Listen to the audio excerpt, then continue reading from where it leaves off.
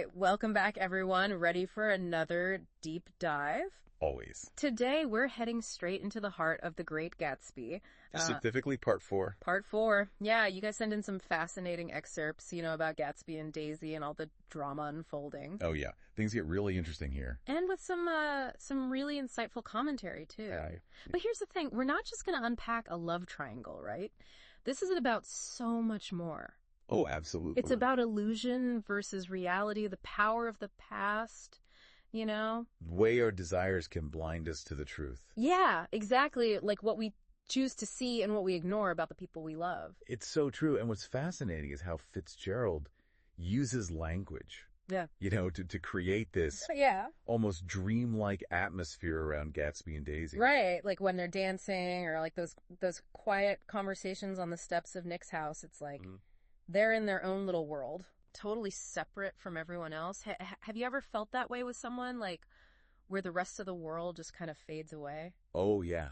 It's a powerful feeling. Right. But what's interesting is how Fitzgerald contrasts that with these hints of something darker, something more complex. Okay. I'm intrigued. What do you mean? We'll take Daisy singing, for example. Okay.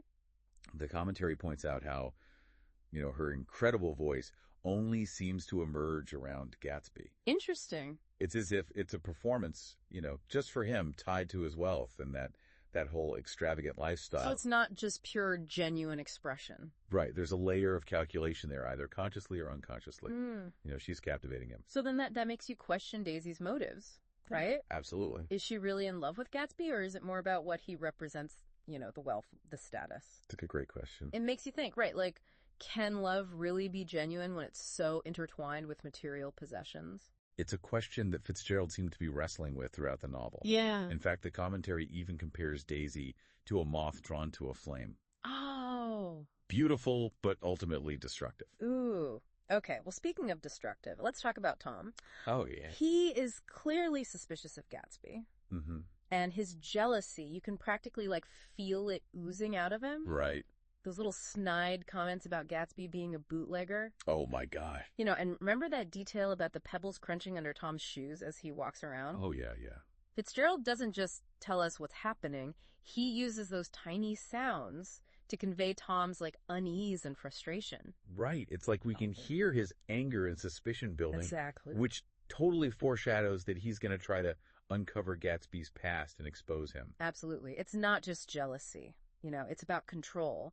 Tom feels like his dominance is threatened. Yeah. And he is not going to let Gatsby just waltz in and take what he thinks is his. But then you have Nick in the midst of all this suspicion. Yeah. He actually defends Gatsby. Right. It seems like he's one of the few people who sees something genuine in him, beyond the parties and the facade. Yes. Nick's perspective is so crucial here. Yeah. Because unlike the others, he's not caught up in, the social climbing or the rumors. Mm-hmm. He seems to have a genuine connection with Gatsby. Yeah. Which makes his perspective as our narrator so fascinating. So we should trust Nick's take on Gatsby. Well, that's where things get a little complicated. Uh-huh. The commentary brings up a really important point. Can we ever truly be objective when it comes to the people we care about? Is Nick's view of Gatsby colored by their friendship? Yeah. It's something to think about as you continue reading. Can we ever really separate our feelings from our judgment? That's a good question, right? I mean, it makes you wonder about the reliability of all narrators, not just Nick. Exactly.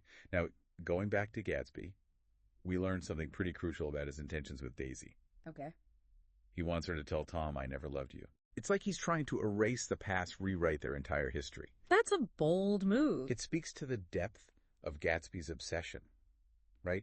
He's so fixated on this idealized vision of Daisy and their past that he can't accept the reality of the present. Yeah, and the commentary even compares him to Hal Jordan.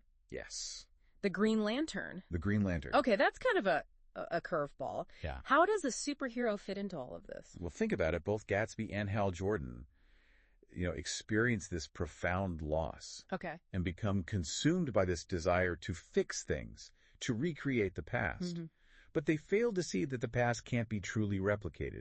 And their efforts to change it, to force things back to the way they were, it becomes destructive. So they're both blinded by their obsession. Yes, and that raises a huge question for all of us. Is it even possible to truly recapture the past? Or are we destined to be shaped by it, to learn from it and move forward? That's something to think about, for sure. Makes you wonder if Gatsby can even see Daisy for who she is now, or if he's just seeing her through the lens of his idealized memories. Exactly. And that sets the stage for the confrontation that's about to unfold. Ooh, this is where things get really heated. Yes. Daisy confesses her love for Gatsby right in front of Tom and Fitzgerald.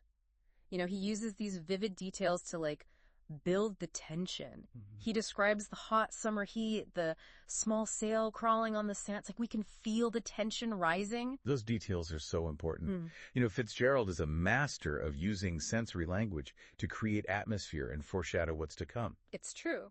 And, according to Aristotle, this is actually the climax of the story. Oh, really? Yeah, all the events leading up to this moment have been building towards this pivotal scene. Wow. So this is where everything changes, right? Yeah, this is where the illusion starts to shatter. You got it. And as the drama unfolds, Fitzgerald keeps drawing our attention back to that unsettling image of Dr. T.J. Eckleburg's eyes. Oh, yeah, those eyes. On that giant billboard. They're creepy. Watching over everything. Yeah, what do they represent? Like divine judgment? Society's gaze. It's like they're always there reminding us that someone is watching. It's a common interpretation, but the commentary you shared suggests something even more interesting. Okay, I'm listening. They argue that, Nick, the billboard's perspective is limited.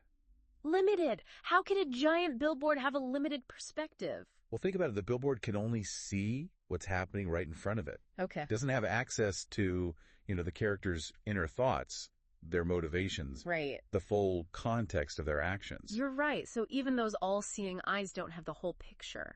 Exactly. And that's kind of like us as readers, right? I mean, we have a more complete understanding than even that billboard does. And that brings us to a major theme of the novel's subjective truth. Okay. We all see the world through our own limited lenses. And that shapes how we interpret events and how we judge others. It's like that saying, there are 3 sides to every story. Your side, my side, and the truth.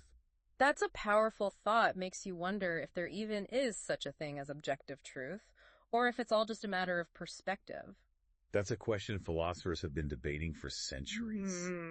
And Fitzgerald seems to be inviting us to consider that question through this story. So while all of this is going on, Tom, desperate to regain control, he starts attacking Gatsby's character. Absolutely. Reveals his involvement in bootlegging and all these other shady dealings. He even throws Gatsby's association with Meyer Wolfsheim in Daisy's face. Like, come on. He's not doing it out of love for Daisy, let's be real. Right. He's doing it to maintain his dominance. It's all about power. To assert his power over both Gatsby and Daisy. There's that quote where Tom says, he and this Wolfsheim bought up a lot of side street drugstores and sold grain alcohol over the counter. That's one of his little stunts. And it just paints Gatsby as a criminal. Tom is willing to use anything he can to destroy Gatsby. Yeah. Even if it means tarnishing Daisy's image of him. It's so sad because you can just see Gatsby's dream crumbling right before his eyes. I know. All those years of planning, all that effort to win her back, and it all comes crashing down in this one confrontation. And Daisy's caught in the middle of it all. Right. Torn between the man she once loved and the man who represents everything she's ever desired. It's like everyone's playing a role, putting on this performance, but underneath it all, there's this sense of emptiness. This disillusionment. Yeah. And that's what makes The Great Gatsby such a powerful and enduring story. It exposes the dark side of the American dream. Right. And the emptiness that can come with chasing an idealized vision of the past. This has been so insightful. I feel like we've just scratched the surface of what Part 4 has to offer. We have. But let's pause here and we'll pick back up in Part 2. Okay, sounds good. I can't wait to see what other gems we uncover as we delve deeper into The Great Gatsby. Welcome back to our deep dive into The Great Gatsby. So last time we were talking about, Gatsby's world starting to crumble and Tom launching that counterattack. Yeah, it was brutal. Like Tom just totally exposing Gatsby, all his shady dealings, his connections to the underworld. And remember, that whole confrontation wasn't really about love for Tom. No, it was all about power. It was about control. Yeah. He felt threatened by Gatsby and his, pursuit of Daisy. Right. So exposing Gatsby, that was his way of reasserting his dominance. Yeah, you mentioned that this whole scene is actually like the climax of the story according to Aristotle's theory. Right. Can you explain that a bit more? I'm not super familiar with that. Sure. So Aristotle, he was a Greek philosopher, wrote a lot about storytelling and drama. Okay. And he believed that every good story has a structure, kind of a blueprint that makes it compelling. And this structure includes a rising action, a climax, a falling action, and a resolution. Okay. And the climax is the turning point, the moment of greatest tension where everything changes. So in The Great Gatsby, this confrontation at the hotel, that's the turning point. Exactly. It's the moment when Gatsby's facade crumbles, the truth about his past is revealed. It's the point of no return. Yeah. Everything starts heading towards that tragic ending. Wow, I never thought about it. Like, that makes you appreciate how carefully crafted the novel is. Fitzgerald was a master storyteller, and he knew how to structure a narrative for maximum impact. Yeah. And speaking of impact, let's talk about those eyes again. Oh, yeah, those creepy eyes. Those unsettling eyes of Doctor T.J. Eckleburg on that giant billboard. They're always watching. Overlooking everything. Yeah, it's like they're judging everyone's actions. They're one of the most iconic symbols in the novel, and they've been interpreted in many ways. Some people see them as representing God's judgment, others as a symbol of the moral decay of the Roaring Twenties. But the commentary you shared suggests a different perspective. Okay, what'd they say? Well, they argue that just like Nick, even the billboard's perspective is limited. Limited? How can a giant billboard have a limited perspective? Well, it can only see what's happening right in front of it. Okay. It doesn't have access to the characters' inner thoughts, their motivations, Right. the full context of their actions. So even those all-seeing eyes are actually blind to the bigger picture. Precisely, and that ties back to the theme of subjective truth, that we talked about earlier. Just like the billboards, we all see the world through our own limited lenses. Yeah. And that shapes how we understand events and judge others. Yeah, it's like everyone in the novel, including Nick, is an unreliable narrator in their own way. Exactly. We only get their version of the truth. And that makes the reader's role even more important. And we have to piece together the different perspectives, the different versions of events to try to arrive at, a more complete understanding of the truth. It makes me think about how everyone is watching everyone else in this story. And another element that Fitzgerald uses really effectively, gossip. Oh, absolutely. There are so many rumors swirling around about Gatsby, about his past, his wealth, his connections. You're right. Remember the whispers about Gatsby being a German spy or the nephew of Kaiser Wilhelm? Oh, yeah, or the rumors about him killing a man. Exactly. And everyone seems so eager to believe the worst about him, especially those in Tom's circle. It highlights the theme of social class that runs throughout the novel. Gatsby, despite his wealth, he's still seen as an outsider by the established elite. Right. They look down on him, spread rumors about him, and ultimately contribute to his downfall. It's like they can't accept that someone from a different background, someone who didn't inherit their wealth and privilege, could ever truly be one of them. Exactly, and it speaks to the social hierarchies and prejudices that were so ingrained in American society during the Roaring Twenties. Even though the economy was booming and there was this sense of optimism in the air, social mobility was still limited, and those from lower classes, they often faced discrimination and suspicion. It's interesting how those social anxieties still resonate today, even though we live in a very different time. Absolutely. Fitzgerald was writing about a specific time and place, but the themes he explored, the issues of wealth, class, love, illusion, they're timeless and universal. That's why The Great Gatsby is still so relevant today. Exactly. So after this confrontation at the Plaza Hotel, what happens next? Does Gatsby try to salvage his relationship with Daisy? Well, that's where things get even more complicated and heartbreaking. Gatsby is clinging to his idealized vision of the past, and he refuses to let go of his dream of reuniting with Daisy. But as we'll see, Daisy is not the same woman she was 5 years ago, and the past can't be replicated. I have a feeling things are going to get even more dramatic. You're in for a wild ride. But for now, let's take a short break, and we'll come back for the final part of our deep dive into The Great Gatsby. Okay, so we're back for the final part of our deep dive into The Great Gatsby. Last time we were talking about the confrontation at the Plaza Hotel, and Gatsby still, holding on to that dream of getting Daisy back. And this is where things get really tragic. Because remember, Gatsby is so fixated on the past, on this perfect version of Daisy, that he just can't see the present. Yeah. He really thinks he can just recapture the past, win Daisy back, and erase those 5 years they were apart like it never happened. But Daisy's not the same person she was back then, and Tom's not going to let him just take her. Exactly. And that's the tragedy of it all. Gatsby can't let go of the past. He can't accept that things have changed, and that leads to his downfall. Remember that scene where Gatsby's waiting outside Daisy's house all night, just watching over her, hoping for a sign? Oh, yeah. That scene breaks my heart. It really shows how much he loves her, but it also shows how lost he is in his own dream world. It's like he's blinded by his love for her. It's a powerful example of how our desires can blind us to the truth. Gatsby's so focused on this idea of Daisy of his memories, that he doesn't see the real Daisy, the woman she is now. And then there's the accident, the hit and run. I don't want to give too much away, but it really seals Gatsby's fate.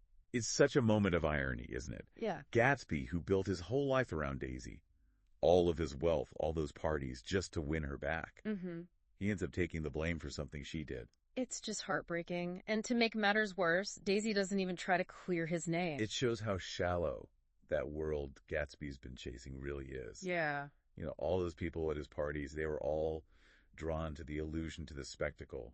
They didn't care about him. They were using him just like he was using them to get to Daisy. Exactly. And when it all falls apart, when the truth comes out, they abandon him. He's all alone facing the consequences. Except for Nick. Right. Nick sticks by him even in death. Nick's loyalty to Gatsby, even though Gatsby's not perfect, is one of the only hopeful things in the whole book. Yeah. It suggests that maybe there's still some good in the world, even with all the bad stuff. It's like Nick's the only one who really sees Gatsby for who he is. Yeah, the dreamer, the romantic, the guy who believed in something more. And that line at the end, boats against the current, borne back ceaselessly into the past. It's haunting. Oh, it's one of the most famous lines in literature, and it means so many things, but to me, it's about how pointless it is to try and recapture the past. Yeah. Gatsby's always struggling to go back to a time that's gone, to a dream that can never come true. So Gatsby's story is kind of a warning, then, that we can't escape the past, but we can't let it control us either. We have to learn from it and move on. This has been such an amazing deep dive. It really has. I feel like I understand The Great Gatsby so much better now. I'm so glad to hear that, it's a book that you can read over and over and always find something new. So what's the one thing our listeners should think about when they finish the book? I think they should think about Gatsby's journey, his dreams, his illusions, and how it all ends, and what that says about being human, wanting to connect with others, searching for happiness, and the choices we make along the way. And remembering that the past is powerful, but it doesn't have to be everything we can learn from it and build a better future. I love that. And with that, we encourage you to keep exploring the world of The Great Gatsby. And keep those commentaries close by. They're so helpful. Absolutely. Thanks for joining us, everyone. We'll see you next time for another deep dive.